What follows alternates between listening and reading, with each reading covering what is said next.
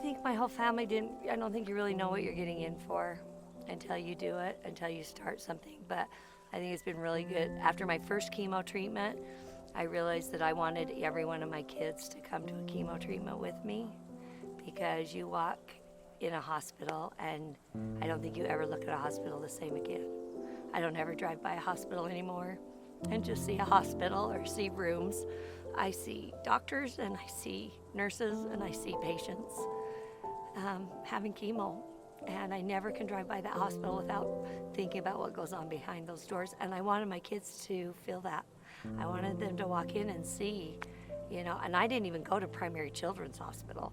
I can't even imagine a children's cancer place, but it's a world that you walk in. And I felt like if I was gonna go through it, I kind of wanted my family to, they're gonna have to see it to experience it, kind of.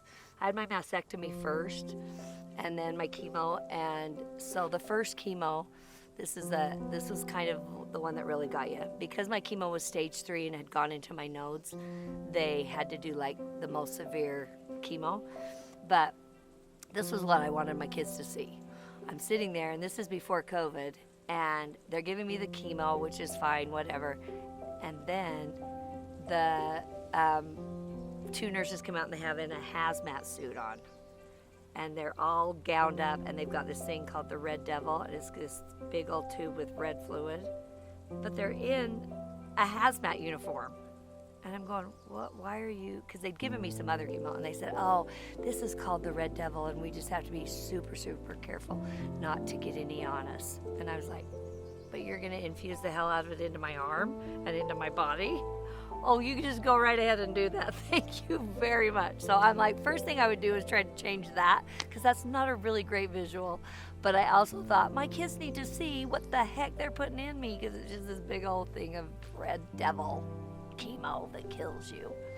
But you know what? That's what chemo does. It kills all your cancer cells and all the other cells in your body. That's what it does. Everyone kind of knows or hears about when you finish your last chemo treatment, you get to ring the bell and you don't have to go back to that place anymore. That's just kind of what you do. You ring the bell. And yeah, the best part about ringing the bell is that you don't have to go back and have them do it to you again, because you get it, it knocks you flat for about 10 days, you just start feeling good, and you have to go back there and they do it again. And so the thought that you don't have to go back there feels so good. But I remember even when I did it at that time thinking, there's a lot of people that ring the bell and still pass away. Or there's a lot of people that in that world that stay on chemo the rest of their life. Or, you know, you just get such a perspective when you enter that world. But for that minute, I loved ringing the bell. And it was really hard. I brought treats back, I think, a month later, and walked back up there, and I thought, oh my gosh, you guys are just still doing this again with 20 new people. And it just feels so weird to me, because they keep going through the motion, those nurses, but I don't know that they really understand what's behind those patients and the intense amount of emotion that's going on. They try, and they are the sweetest, best caregivers ever. But when I walked back in and I saw some more, and I thought, oh my gosh, there's my nurses doing the same thing, just to a whole new set of people, it felt really weird to me. That part was interesting.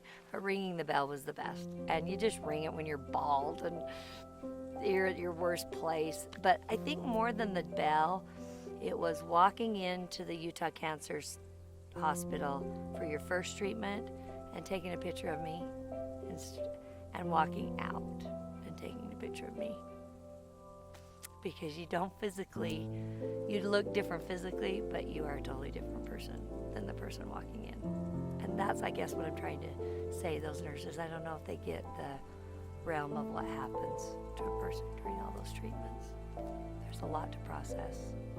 But it's really cool that they have it, and it's really cool that they have nurses that are willing to do it, and oncologists and doctors and surgeons and researchers that are willing I every day I'd say, thank you for going to school. Thank you for wanting to do this, because I would never want to do this.